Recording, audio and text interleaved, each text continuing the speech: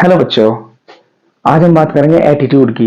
Attitude को हिंदी में अभिवृत्ति कहते हैं और ये हमारा क्लास 12th का 6 चैप्टर में आता है। तो अभिवृत्ति जो शब्द है, इस शब्द की सबसे पहले प्रयोग किसने किया था? इस शब्द का प्रयोग सबसे पहले हर्बर्ट स्पेंसर ने 1862 में किया था।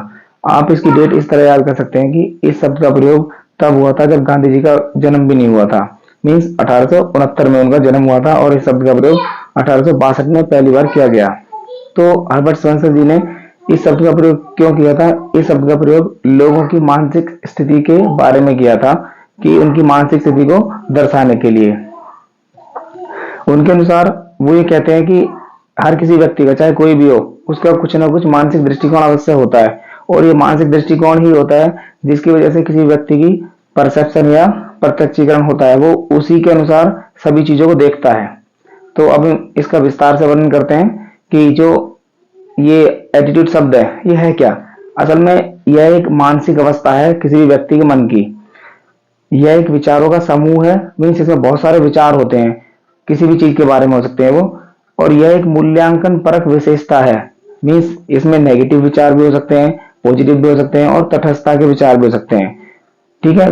फॉर एग्जाम्पल कोई व्यक्ति होता है कोई जो इसमें कहेगा कि भाई मैं तो इसको मानता हूँ, किसी के प्रति उसके ये विचार हैं, और वो किसी चीज को नहीं मानता है, उसके विचार उस वैसे हो सकते हैं। और एक तटस्थता का मतलब वो उन विचारों से अलग हटता ही नहीं है।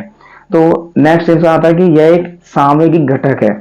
ठीक है। मीन्स ये संवेगात्मक अवस्था है जिससे जो व्यक्ति के विचारों से जुड़ी होती है।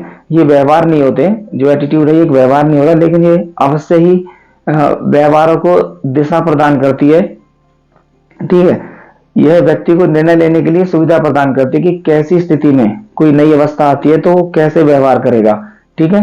फॉर एग्जाम्पल आप कुछ भी कह सकते हैं, या भाई हमें किसी नए व्यक्ति से मिलना है तो उस वक्त हमारा जो व्यवहार है वो चेंज हो जाता है, या हम जैसा हमें वहां व्यवहार करना है उसके अकॉर्डिंग उस व्यवहार को करने की कोशिश करते हैं। Because we have an attitude, everyone have attitude. Okay. तो ये इस तरह एटीट्यूड को सिर्फ आपको इतना ही लिखना है। आगे इसके कुछ घटक है जिनका हम अभी वर्णन करेंगे। अभिवृत्ति में 3 घटक होते हैं। पहला आता है भावात्मक घटक या भाव का घटक, नंबर 2 ज्ञान का घटक, नंबर 3 व्यवहार या क्रिया का घटक। तो अगर हम बात करें पहले भावात्मक घटक की, तो उससे पहले हम ये जान लें कि जो अभिवृत्तियां होती है ना, वो किसी भी परिवर्तन के लिए विरोध करती हैं। मीन्स जब इन अभिवृत्तियों का निर्माण होता है तो ये नई अभिवृत्तियों का निर्माण होते समय इनका विरोध करती हैं विशेषकर।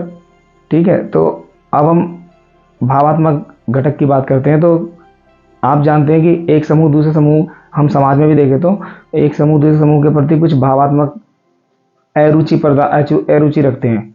मीन्स कुछ लोग होते हैं दूसरे जो समूह होते हैं उनको पसंद नहीं करते। तो इस तरह जो ये अरुचि का भाव है इसको हम भावात्मक घटक कहेंगे। दूसरा ज्ञानात्मक घटक, मीन्स जैसे जो अमीर लोग होते हैं वो गरीब लोगों के प्रति कुछ अपने दृष्टिकोण रखते हैं, या गरीब लोग होते हैं वो अमीरों के प्रति दृष्टिकोण रखते हैं, तो ये उनका होगा ज्ञानात्मक घटक। देन थर्ड होता है क्रियात्मक घटक। क्रियात्मक घटक या व्यवहारात्मक घटक, इसमें एक समूह दूसरे समूह के द्वारा आक्रमण या हमले के प्रति क्रिया करने का जो व्यवहार होता है उसे हम क्रियात्मक या व्यवहारात्मक घटक कहते हैं। Thank you.